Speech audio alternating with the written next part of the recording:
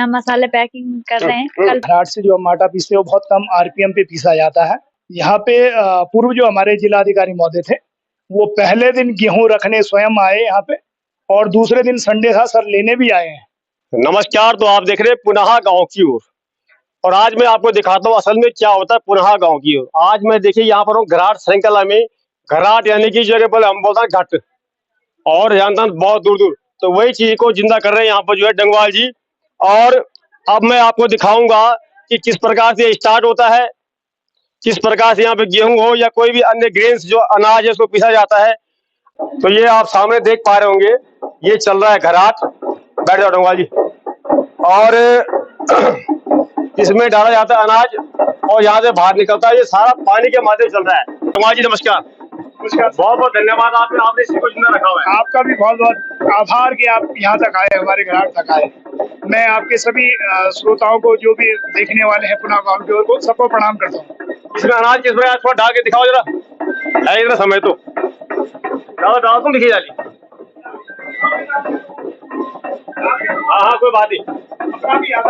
तो ये देखिए आप, इसमें अनाज पड़ेगा और यहाँ से निकलेगा, और ये जो आपको धुआं सा लग रहा है धुआं नहीं है, ये आटा है, इसमें गिरेगा इसमें। अब यहाँ पर आप ये देख पा रहे होंगे किस प्रकार से भाई साहब यहाँ मसाले पीसते हैं। ये हमने आपको दिखाया, पर क्या क्या पीसते हैं अब हम आपको दिखा रहे हैं। ये सारा आपको जो है देसी माल है। तो भाई साहब क्या क्या है यहाँ पर पीसते हैं आप? ये हल्दी, धनिया, मिर्च और तेज पत्ता और भी कई सारी चीजें हम पीसते हैं। अच्छा, और ये मशीन किस चीज की, बड़ी मशीन? ये सुखाने के लिए है, जैसे तेज पत्ता वगैरह बहुत सारी चीजें हम ऐसे लाते हैं। हल्दी हो गया, अच्छा, तो उसको हम 3 प्रकार से हम सुखाते हैं। एक हम सन ड्राई करते हैं, एक सेट ड्राई करते हैं, छाया में सुखाते हैं, और एक ये ओवन ड्राई करते हैं। तो 3 प्रकार से हम सुखाते हैं, और फिर कई बार हम उसकी गुणवत्ता को भी चेक करते हैं कि कौन सबसे बढ़िया। तो हमारा ये जो ओवन ड्राई जो है, तो उसमें और कोई चीज, दूसरी चीज उसमें मिश्रित नहीं होती है। तो जहाँ लोग आज तकनीकी कोशिश कर अपने पहाड़ों को छोड़ के बाहर जा रहे हैं, और यहाँ तकलीफों में जीना संभव हो या कठिन परिश्रम करना हो, और आप यही टिके पड़े हो, तो जी, क्या मन में आया कि मैंने घराट चलाना है? मन में ये आया कि हम अपनी माटी से जुड़ के, अपनी जमीन से जुड़ के, हमने अपनी सबसे पारंपरिक तकनीकी भी यहीं पे रखी है। उसके बाद हमने थोड़ा और अपग्रेड जो तकनीकी है वो भी हमने यहाँ पे लाई, और उससे और हाईटेक, ये एक ऐसा घराट है पूरे उत्तराखंड के, अब मुझे लगता है कि एक देश में एक ऐसी यूनिट है कि बहुत बेसिक चीज जो हमारी पारंपरिक चीज थी वो भी यहाँ पे है, उससे थोड़ा और ऊंची चीज भी है, और बहुत अच्छी हाईटेक मशीनें भी हमने यहाँ पे लगाई हैं।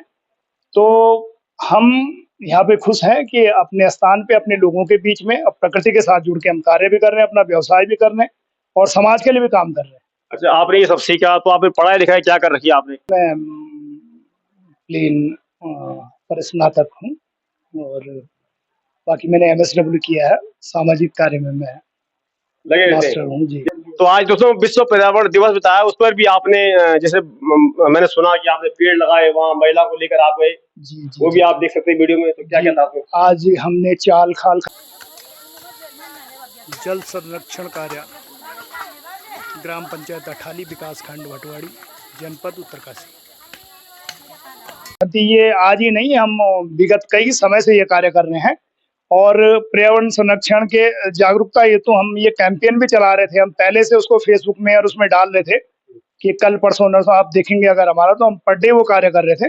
और आज हमने वो सारी महिलाओं के साथ, मातृशक्ति के साथ मिलकर बृहद ये कार्य किया है।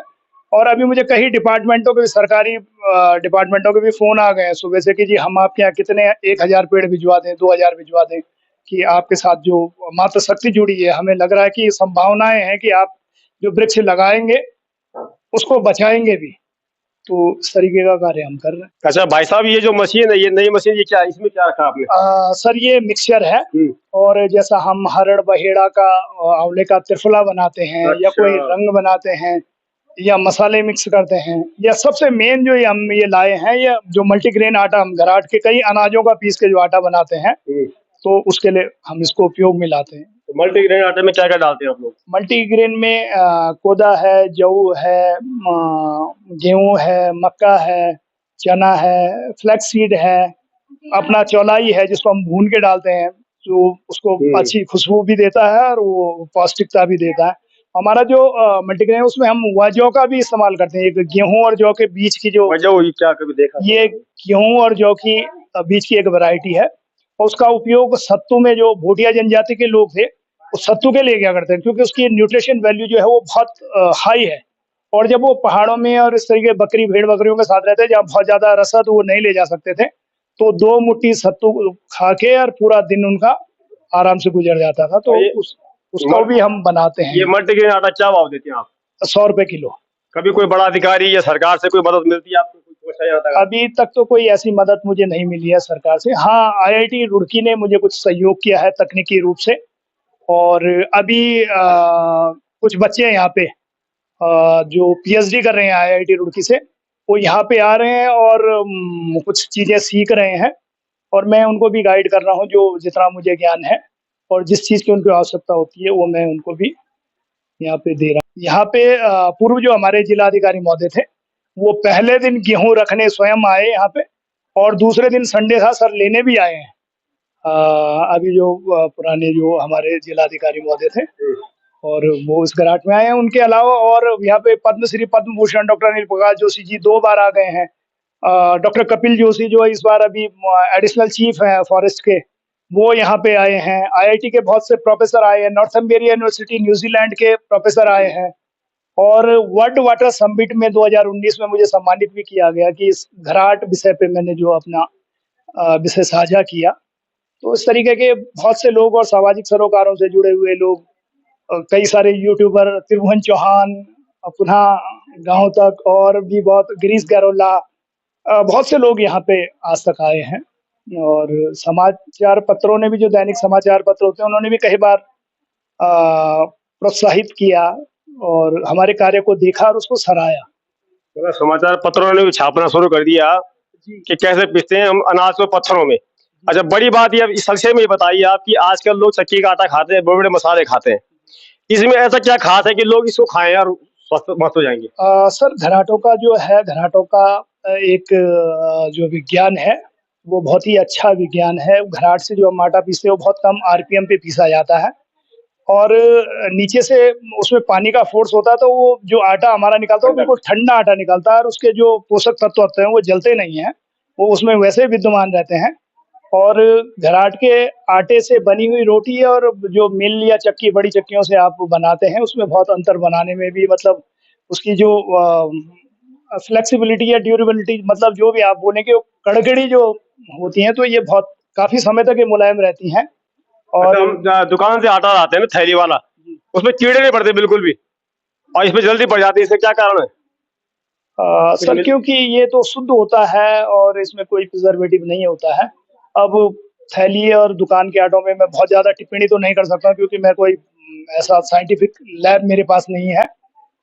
लेकिन ये जो है ये शुद्ध होता है और शायद हो सकता है कि उस पे अन्य जो जीव होते हैं, जो जंतु होते हैं, वो जल्दी आकर्षित हो जाते हैं। हम यहाँ पे ऑर्गेनिक तरीके से मतलब काम करते हैं, पूरी साफ सफाई से। वैसे आप देख सकते हैं हमने जूते चप्पल भी बाहर रखे हैं। यहाँ मसाले पैकिंग कर रहे हैं कल परसों से, और 50 पैकेट पैक करते हैं 2 रुपए की, उस हिसाब से 2 रुपए पैकेट मिलता है। हाँ, 2 रुपए पैकेट मिलता है। ध्यान बढ़े। हाँ। प्रणाम शब्द है।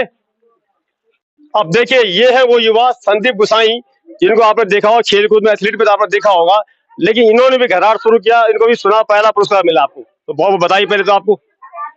अब बताएं आपको दिमाग में क्या है कि मैं भी ऐसे करता हूँ।